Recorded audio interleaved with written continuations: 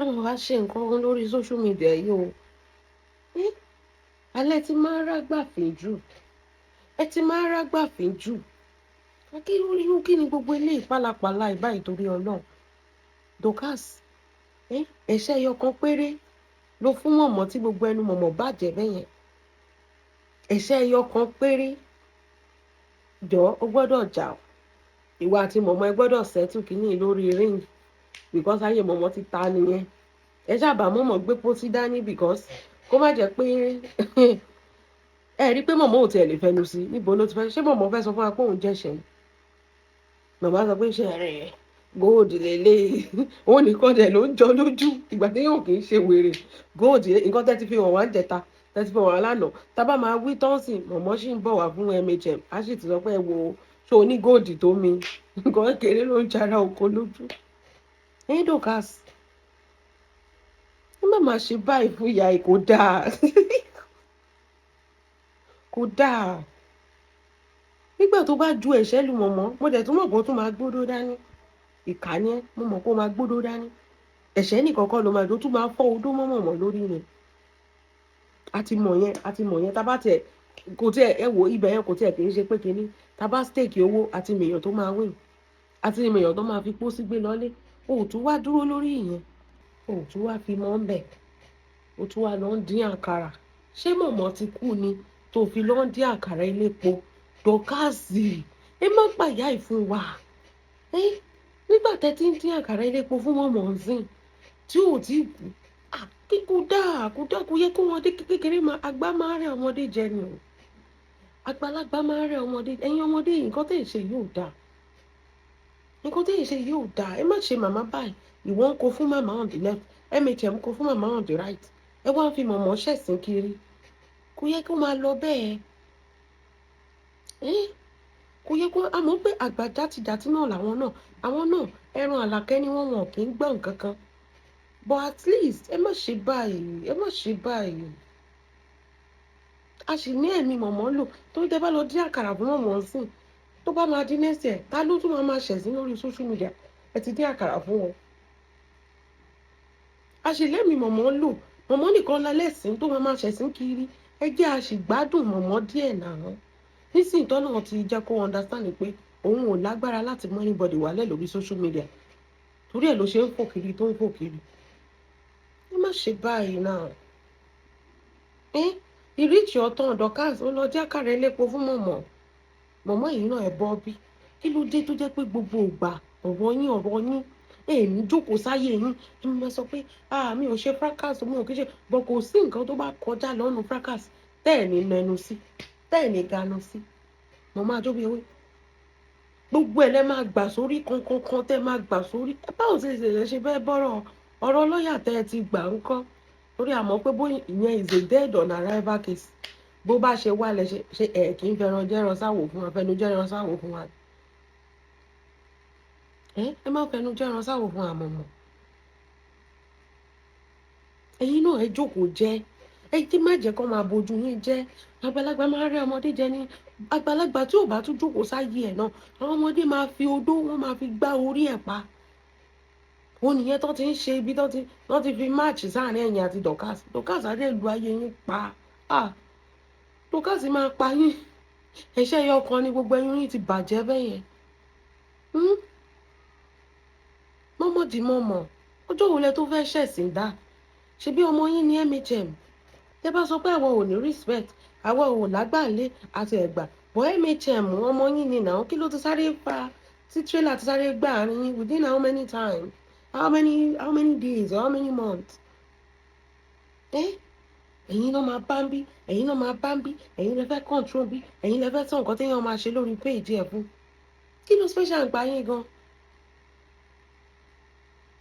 kí ló special ń pa yín ẹ wá project gbogbo failure yín ẹ wá project ẹ lórí Sisi Alágbo because wọ́n ẹgbẹ́ kan help opinion yín tẹ kúrò ń bẹ kò sí wàhálà ẹ project gbogbo failure tẹ ẹ ti ṣe ń lé ayé yín ẹ wá dà lórí Sisi Alágbo òun lẹ ẹni kò yẹ káwọn ẹgbẹ́ Alágbo gbà wọ́n wá lè lórí Instagram wọ́n sì ń drag Sisi Alágbo pé kí ló dé tó bẹ̀bẹ̀ àwọn blogger tó sì bẹ̀rẹ̀ sí ń drag Sisi Alágbo pé why are you apologizing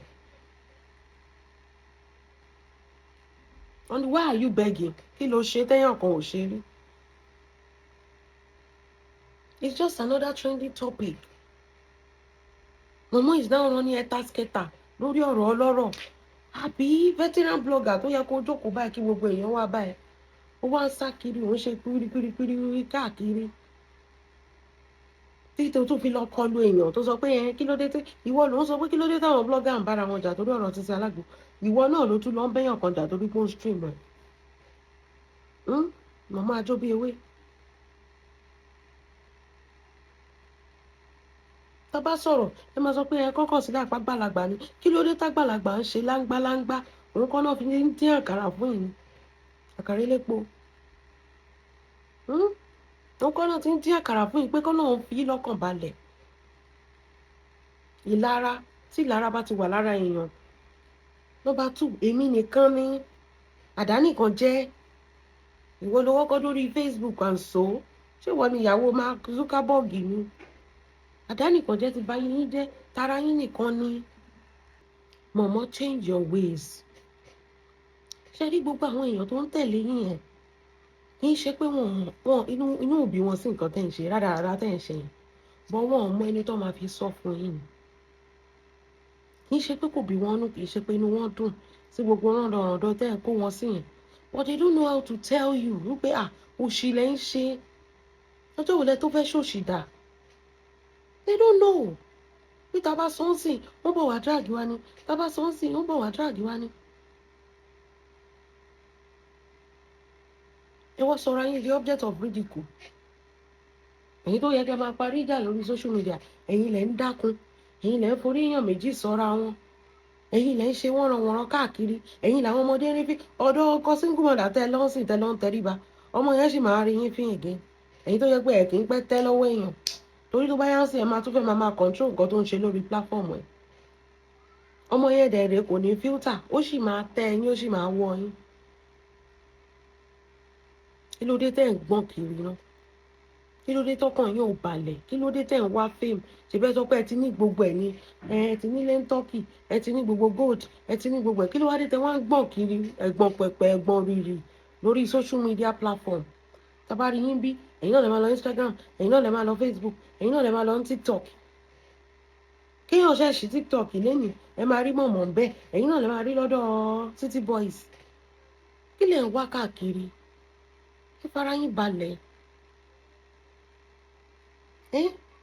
Gbogbo eré táwọn ọmọdé yìí sá, ẹ lè sáré tó wọn. Ẹ ní action tó mọ́. Ọ̀rọ̀ yín kò kà létí ọmọ aráyé because àràbù ti pọ̀ jù. Nísìnyí oníkálukú ti understand pé àràbù lẹ máa ń rà, gbogbo èèyàn ló mọ̀ pé àràbù ni. Gbogbo rádaràdá tẹ́ ẹ ṣe ń gbà ti ṣe Alágbo, everything tẹ́ sọ pa ọmọ yẹn àràbù ni. Kò sí nǹkan tẹ́ ẹ lè fi, kò tiẹ̀ sí nǹkan tẹ́ ẹ lè fi sọ. Tẹ́ ẹ bá ti lè mú proof ẹyọ kan wá báyìí, àràbù ni. Ó wá ṣọ́ọ̀kì gbogbo èèyàn pé kí ló wá dé tẹ́ ní kán lọ lẹ̀ ló kópa. Kí ló dé tẹ́ fi ń bọjẹ ẹ̀jẹ̀? Ṣó wá fún yín rí ni kò wá fún yín náà? Kò bá yín sọ̀rọ̀ rí náà. Tí ò bá ṣe pé yín gan fara yín ẹ̀ ta. Tó wáyé pé ẹ̀ ń tà ní ẹ ní nǹkan tẹ́ ń tà ní ẹ̀ nínú ọjọ́kòó tí ọkọ single mother tẹ́ máa explain. Tẹ́ bá ní nǹkan tẹ́ ń tà ní ẹ̀ ní máa wọ́wọ́ lọ́ọ̀yà kiri. Tẹ́ fẹ́ gba justice fẹ́yàn tó fòbò ẹ̀ ṣe threesome. Mo máa jó bí ewé. You have missed it. Sometimes wọ́n wò pé ṣé Momo yìí ò understand the money. She's now desperate. Desperation. Ó wá ń gbọ̀n balabalabala káàkiri. Wọ́n wò pé sórí ìyá yìí ò pé mọ́ ni báyìí. Wọ́n ní ó yẹ kó gbé yín lọ kó lọ gba abẹ́rẹ́ fún yín, ṣé wọ́n parọ́ ni? Because dáadáa lẹ́ ń ṣe náà, òṣì lẹ́ ń ṣe ń sìn náà. Ọ̀rọ̀ tẹ́ ń ṣe kò make sense mọ́ náà. No sense lẹ́ ń ṣe ń sìn náà. Jẹ́jẹ́ ni dọ̀gásì wà láyé tiẹ̀ tẹ́ lọ kọjá ìyá ara yín sí.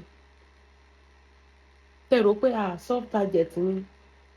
You can do anything on social media. You can bully anybody on social media. Tẹ́ kọjá ìyá ara yín sí báyìí, kí ló ṣẹlẹ̀? Tẹ́ wá rí pé ọmọ yìí ó dúró tán. Ó dúró tán ni. Tẹ́ kọjá ìyá ara yín sí, tẹ́ wá sóògùn nù. Táyé ò wá gbọ́ yín mọ́. Ẹ wá desperate nísìn. Ìgbà tó kọjú ìjà ẹ sun tẹ́ ẹ fi sun kan ògiri tó máa yíjú padà sí yín báyìí, ẹ lè handle ẹ̀ mọ́ ṣe you go all mute. Ẹ lè sọ̀rọ̀ mọ́. Ẹ wá rí bó ṣe ń fi yín pa. Ìwà yín ni.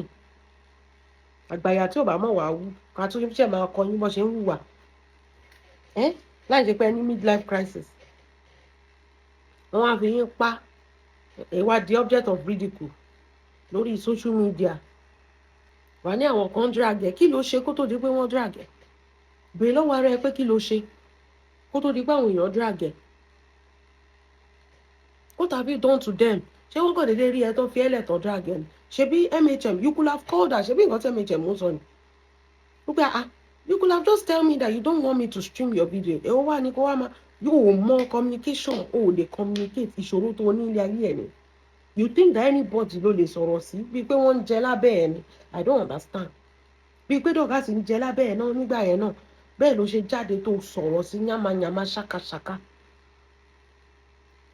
no courtesy no moral onídọ̀tí àgbàyà very dirty and ugly thing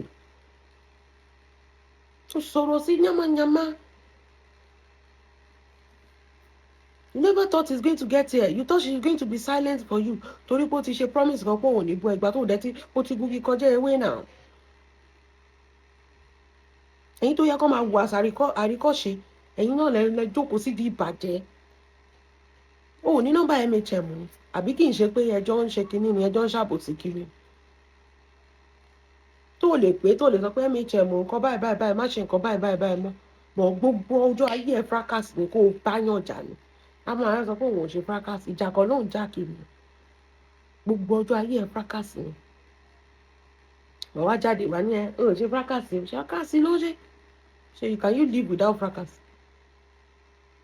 Sisi Alágbo ò ṣe fracas ló ń bọ̀ wọ̀ ẹ̀sà bandit fracas ló ń bọ̀ ẹ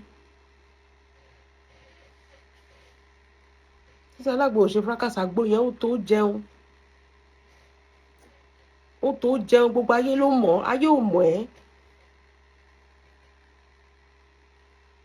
unprovoked ọmọ yẹn ṣe mistake pé ó ti ṣe mistake yẹn kó ó dẹ̀ ti bẹ̀bẹ̀ ká kúrò lórí ẹ̀ wọ́n wọ́n náà tó fẹ́ fi mọ́ alpha how market wọ́n ní kẹ́ bọ́ sínú ríǹgì pẹ̀lú Dorcas á bá yé yín jẹ́ síbẹ̀ ní àgbà òṣì àgbà játijàti ẹ̀rí kò lè dùn sí i tó ló mọ̀ pé Dorcas will finish àwọn wèrè tó ń kó kiri àwọn ọmọ ewúrẹ́ wọn ò ní lè dùn sí i wọ́n mọ̀ pé Dorcas will finish them bíi pé kí ni wọ́n mọ̀ kọ́ ìyá wọn náà ìjẹ́ pé kéèyàn máa ṣẹnu bá yàmàyàmà Nàìjà nìyẹn kò lè lọ ó ti bu yẹpẹ Nàìjà dání kò lè délùú bàbá ẹ̀ mọ́ ìwọ ò ṣe bọ́ síta kí ìwà àti Dorcas kẹ́ ṣeré ọwọ́ ìwọ ọkàn náà máa wó wọn á ti ra pósí ẹ̀ sílẹ̀ kó tó lọ wọ́n ṣe jágbajàgba rádaràda máa bẹ́ síbí bẹ́mẹ́lẹ̀ gbogbo èèyàn ló fẹ́ bá jà torí ó fẹ́ powó we still náà péjì náà wà verify kò wà monetize bẹ́lẹ̀ ìjà borúkọ eléyìí jẹ́ parọ́ mẹ́lẹ̀ ìràràbù fẹ́lẹ̀ still náà the page is not monetized ló ṣe àgbàlagbà ó ga o ẹyẹ yín ò wù mí ó dáa bọ́ ṣe ń fojú yín rí rédèrèdè tó ń fojú yín rí ẹ deserve ẹ ẹ̀yin ọmọ ewúrẹ́ ẹ̀ ní lọ ra gájẹ̀tì fún ìyá yín bẹ́ẹ̀ ní lọ ra gájẹ̀tì fún ìyá yín ẹ jẹ́ kó wọn Dorcas tẹ̀ ẹ ní recognize mọ̀mọ́mọ́ ẹ mọ̀ pé wọn ò tí ì fọwọ́ kan téjìká ẹ̀ ń yẹ pápá ti ń dùn tó lọ́ọ́ ṣe sọ́jú tí Dorcas bá pọ́ǹchì wèrè ọpọlọ ẹ̀ báyẹn máa bá kó ń lẹ̀ lẹ́nu ìyá àjàrà bùkà yín ẹ̀ ní lọ ra kẹ́ lọ train ẹ̀ kó náà kó máa fẹnu jẹ́ran sáwò bíi ti Ṣọlá pé káàkiri kó máa fẹnu rẹ̀ dúdú rò fọ̀ olóṣì gbogbo ibi tó bá káwèrè mọ́ náà ń lù ú mọ́ ẹ rí gbogbo fídíò tí MHM ń gbé jáde gbogbo bí ló ti ń jẹ̀yà ó jẹ̀yà lọ́wọ́ ex-husband ó jẹ̀yà lọ́wọ́ gbogbo wọn pátápátá obìnrin kó yà fún jẹ̀yà gbé ni màmá náà jẹ̀yà gbé àmàmà ó jẹ́ kọ́wọ́ Dorcas tẹ̀ òun ló máa reset gbogbo brain ni bẹ́ẹ̀ ìjà yẹn gan máa tún fẹ́ lè dùn ju ti Lizzy àti Queen Mother gan náà orí ẹ̀yìn ó tiẹ̀ ti pẹ́ táwọn èèyàn ti mí nìyí òun ló máa ṣe kí ni ló máa reset gbogbo ọpọlọ yín tí ò fẹ́ pé gbogbo owó rádaràda wọ́nranwọ̀nran tẹ̀ ń ṣe kiri yẹn ẹ máa rí para yín máa balẹ̀ èèyàn tó yẹ kó gbé lọ sáró àbí kó gbé lọ sí kinní jàre tó ń ra dátà fún mentally unstable person lórí social media for her age is she behaving like her age, is she behaving like báwọn age mate ẹ ṣe ń behave? Òun nìkan ló gbójú sórí social media àtijọ́ àti mọ́ náà má fi lọ́jọ́ alẹ́ má fi síbi tó le. A sọ pé àwọn ọmọ kéékèèké ń ṣe fracas, kí ni ti mọ̀mọ́ lọ́jọ́ alẹ́ ibi ń pa wèrè ni máa bẹ́ from here to here. Wọ́n jẹ́ a máa lọ nǹkan tó bá ti wù Dorcas kó fojú yín rí ẹ deserve ẹ̀ ọlọ́ọ̀ ẹ deserve ẹ̀.